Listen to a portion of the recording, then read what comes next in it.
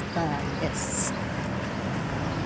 Ayun guys, eto na ako naglalakad papunta sa amo ba? Sa amo ko.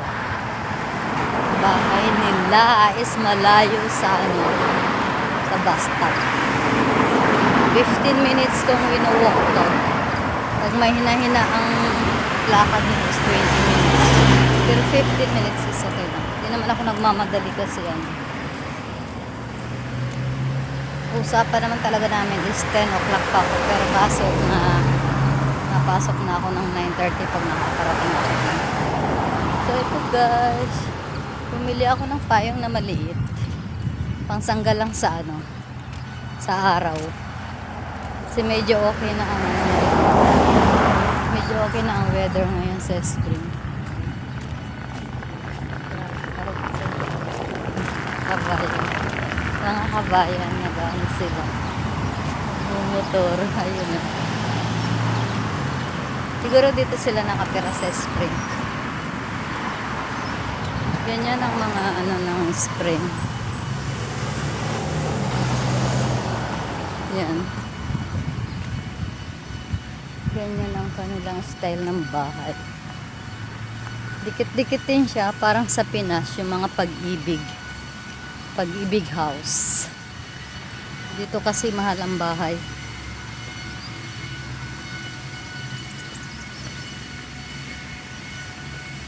Yan guys. Meron silang every house, meron silang mga gardener talaga, gardener. Required yan dito sa sa Dubai. Kasi talagang inaalagaan nila dito yung mga halaman. Yan. Yan ang mga puno.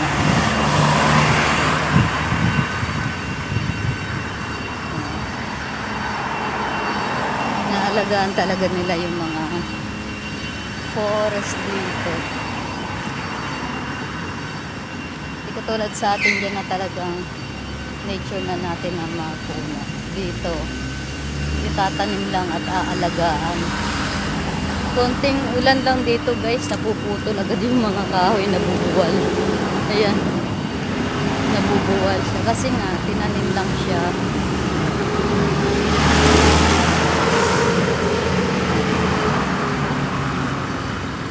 Nagsishela ako dito pagka punta ka na madam kasi nahihiya ako.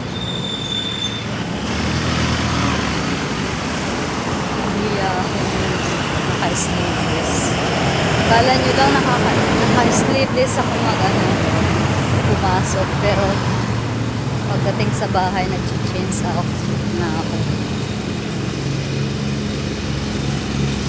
Naka-t-shirt ako pag nasa bahay guys. Ayan. Yan siya yung taga-alaga ng ng plants. Yan yung contractor na yan. Yan. So yung naglilinis ng mga dry leaves. Yan. So yan. Pinuputol niya yung mga leaves. Mga grass. Para hindi siya lalong humaba. Dito naman sa kabila is yung mga guard na yan. Every spring merong gate at merong nag-aalaga talaga ng mga guard. Bago ka umenter sa community, merong guard station pang madadaanan. So nililista nila yung mga pumapasok na car. Lilista nila yan para in case na magka-problema, meron silang madidetect nila kung sino yung mga pumasok.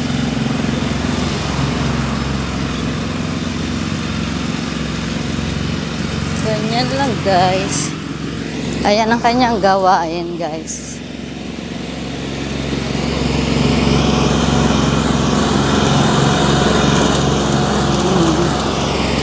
Yan. Ang maglinis ng mga dry leaves. Saka nagkakat ng grass kapag mahaba na siya.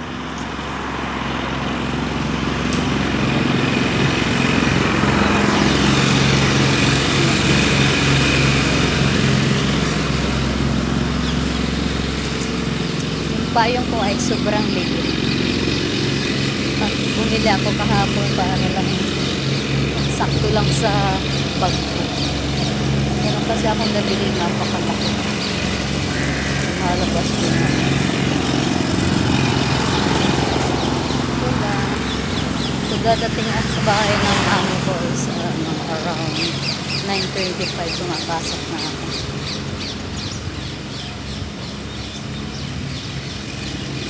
Thanks gods.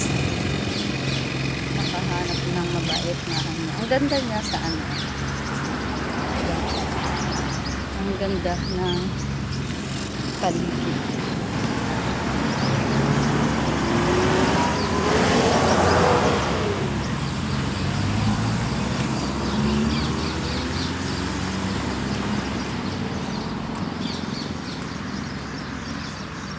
Yan guys.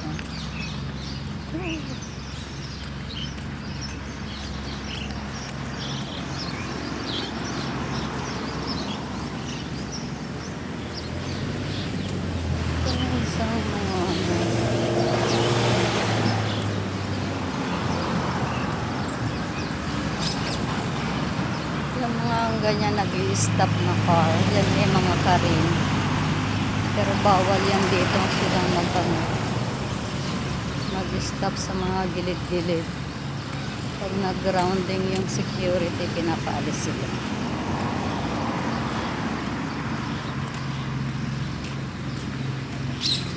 Shout out doon sa kasabay ko.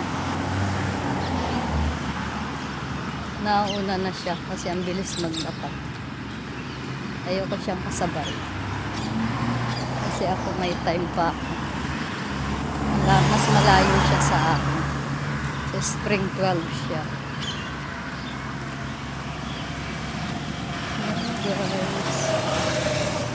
Flex ko lang yung dinadaanan ko everyday.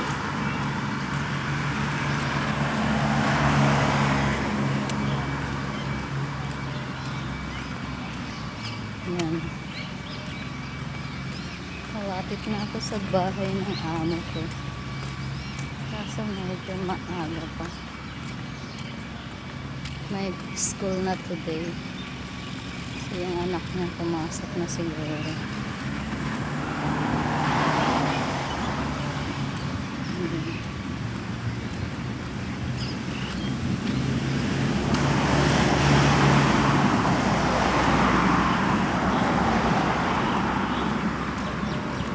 Summer glides.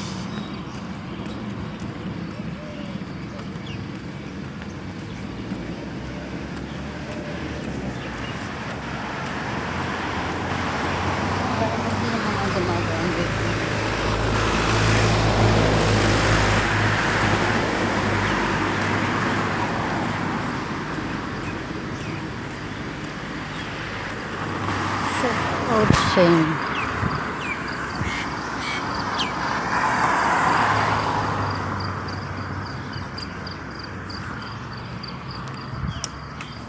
Yan siya.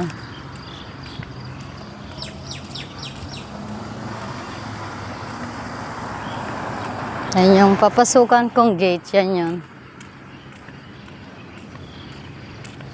Yung guard na yan. So, patatlong bahay lang. Bahay na ng amo ko.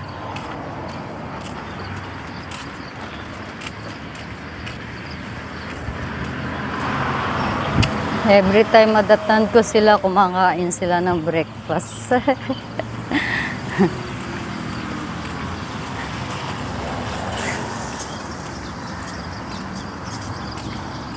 Yan ang guard house namin.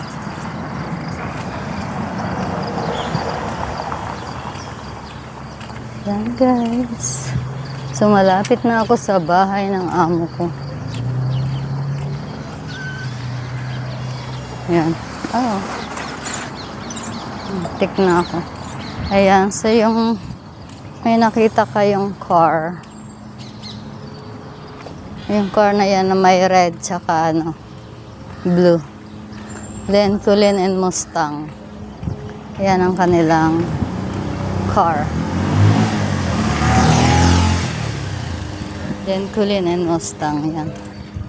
Kanilang car, guys. Okay. See you guys. Nandito na ako sa bahay nila.